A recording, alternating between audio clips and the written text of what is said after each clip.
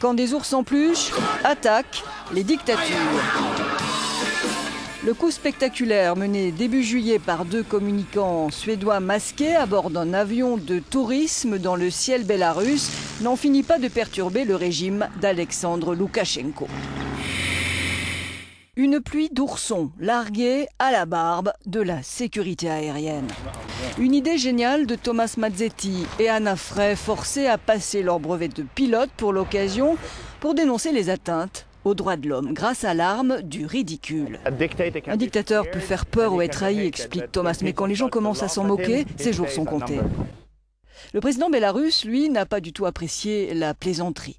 Les autorités avaient commencé par nier ce parachutage en violation de l'espace aérien, ridiculisant l'armée, mais les images faisant très vite le buzz sur Internet les ont obligés à admettre les faits. 2 généraux ont été limogés et le président Loukachenko a déclaré que tout autre avion non autorisé serait abattu.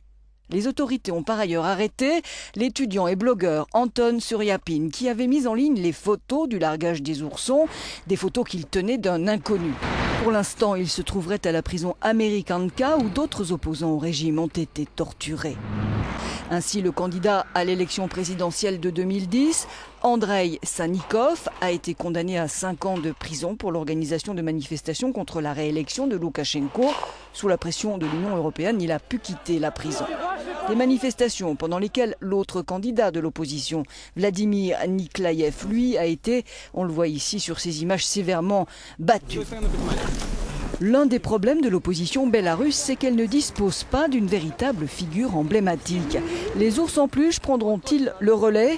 À Minsk, les journalistes protestent pour soutenir le blogueur qui a simplement publié des images et un peu partout dans la capitale, l'opposition disperse d'autres oursons en attendant les élections parlementaires de septembre.